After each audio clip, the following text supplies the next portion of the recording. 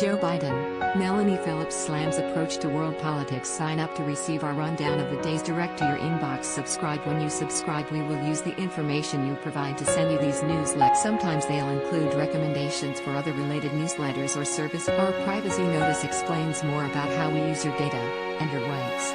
You can unsubscribe at any. U.S. President Joe Biden is tipped to bring the U.S. back into the fold tomorrow in what will be his first appearance among world leaders since he came to power in June. He will attend the annual Munich Security Conference on Friday.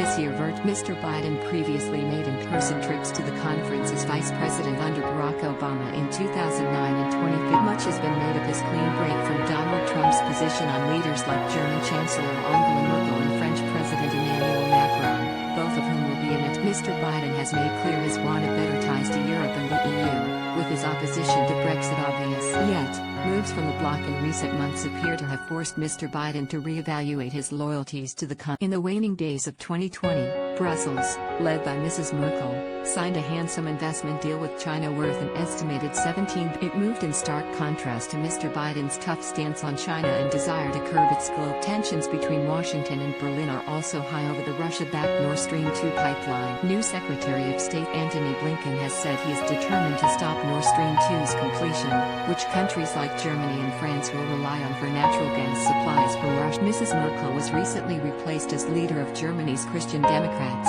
CDU, by centrist trending Mr. Laschet, the continuity candidate, has been described in Germany as a Russlandfürster, a derogatory term for someone who takes a soft and sympathetic stance on Vladimir Putin's. In 2019, he called for closer cooperation with Russia and, reflecting on the Cold War, said, back then, in a tense situation with a totalitarian communist system, threads of conversation were established. Then it must be possible for us today too. We need Russia for many questions. He continued, there are many conflicts where we have to move forward without giving up our position under international law. For example, you can speak plainly and still cooperate in other fields and keep talking.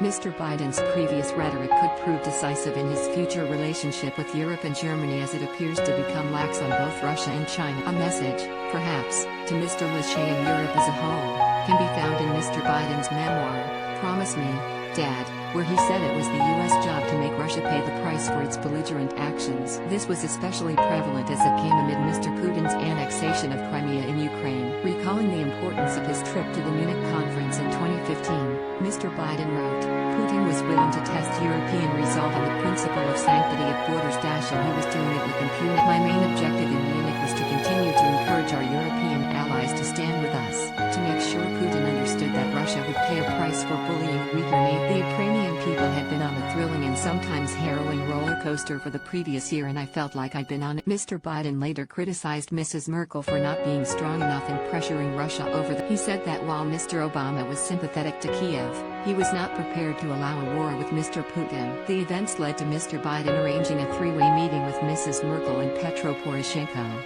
Ukraine's president at the time. When Mrs. Merkel addressed the issue at the Munich conference a few days later, he said the U.S. was disappointed with her flat refusal to provide weapons to Ukraine. Mr. Biden might also lock horns with Mr. Laschet, Germany's potential future chancellor, following his comments on the U.S. involvement in Syria in 2014. Replying to a tweet by then U.S. Secretary of State, John Kerry, Mr. Laschet accused the U.S. of support. While Mr. Kerry wrote, ISIL must be destroyed / will be crushed.